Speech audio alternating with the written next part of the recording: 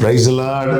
கர்த்தரும் இரட்சகருமாகிய இயேசு கிறிஸ்துவின் இனிய நாமத்தினாலே உங்கள் அனைவருக்குமே அன்பின் வாழ்த்துக்கள். இந்த நல்ல நாளை காண செய்த தேவனுக்கு ஸ்தோத்திரம் உண்டாவதாக. கர்த்தர் உங்களோடு இருந்து உங்களை ஆசீர்வதித்து வழி நடத்துவாராக. யோபுவின் புஸ்தகம் 22வது அதிகாரம் அதனுடைய 21வது வசனம். நீர் அவரோடே பழகி சமாதானமாயிரும், அதனால் உமக்கு நன்மை வரும். கர்த்தருடைய பரிசுத்த நாமம் மகிமைப்படுவதாக.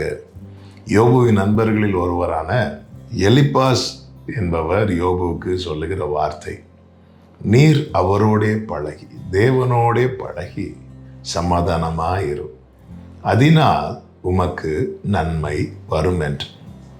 இந்த நாளில் எனக்கு கேட்கிற அன்பு சகோதரா சகோதரி, தேவனோடுள்ள ஐக்கியம், தேவனோடுள்ள உறவு ஒரு தேவப்பிள்ளை வாழ்க்கையில எதை கொண்டு வரும் தெரியுமா?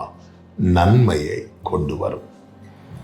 தேவனுடைய திட்டம் நன்மைக்கு எதுவாய் இருக்கிறது, சமாதானத்துக்கு எதுவாய் இருக்கிறது.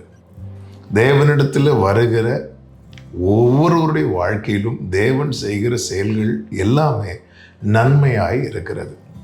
அவருடைய தீர்மானத்தின்படி அழைக்கப்பட்டவர்களாய் அவரிடத்தில் அன்பு கூறுகிறவர்களுக்கு சகலமும் நன்மைக்கு ஏதுவாக நடக்கிறது.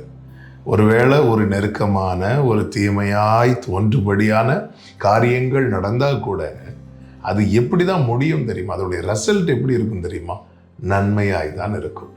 பாருங்கள், யோசேப்பு தேவனோடு பழகி சமாதானமாய் இருந்தவன். யோசேப்புனுடைய வாழ்க்கையை பார்க்கும்போது ஒரு பாவம் செய்வதற்கான சூழ்நிலை வந்தபோது உண்மையிலேயே அந்த இடத்துல யோசேப்பு பாவம் செய்தாலும் யாருக்கும் தெரிந்திருக்காது. காரணம், வீட்டை விட்டு ரொம்ப தூரமாக இருந்திருக்கிறான். யாருக்குமே தெரிஞ்சிருக்காது. அவங்க அப்பாவுக்கு தெரியாது, சகோதரர்களுக்கு தெரியாது, என்ன வேணாலும் பண்ணலாம். அப்படிப்பட்ட ஒரு சிச்சுவேஷனில் இருக்கும்போது அவன் என்ன சொல்லுகிறான் பாருங்கள், நான் ஆண்டவருக்கு துரோகம் பண்ண மாட்டேன், கர்த்தர் என் கூட இருக்கிறார். நான் இந்த பாவம் செய்கிறதுனால எனக்கு சில நிமிடங்கள் ஒரு சந்தோஷத்தை கொடுக்கிறதா இருக்கலாம். ஆனால் எனக்கும் தேவனுக்கும் இடையே இருக்கிற அந்த ஐக்கியம் இருக்கிறதே, அந்த உறவு இருக்கிறதே, அது துண்டிக்கப்பட வாய்ப்பு இருக்கிறது. எனவே அதை நான் மிஸ் பண்ணிடக்கூடாது. எனக்கு நாளைக்கு அவர்கிட்ட பேசணும், எனக்கு நாளைக்கு அவரோடு பழகணும். அதற்கு எதுவுமே தடையாய் வந்துவிடக்கூடாதுன்னு அந்த பாவத்துக்கு அவன் விலகி ஓடுகிறான்.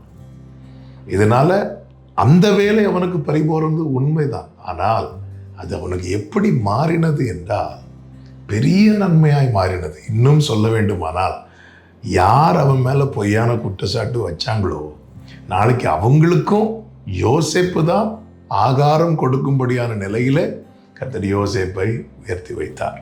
அவங்களுக்கும் சாப்பாடு வேணும்னா யார்கிட்ட தான் வந்து நிற்கணும்? யோசேப்பு கிட்ட தான் வந்து நிற்கணும் என்கிற நிலையில கர்த்தர் உயர்த்தி வைத்தார். அங்கே யோசேப்புக்கு நடந்தது தீமைதான். ஆனால் தேவனோடு அவனுக்கு இருந்த ஐக்கியம், தேவனோடு இருந்த உறவு அதை எப்படி கொண்டு வந்து விட்டது தெரியுமா? நன்மையாய் கொண்டு வந்து விட்டது. அது நன்மையாக தான் மாற்றினது.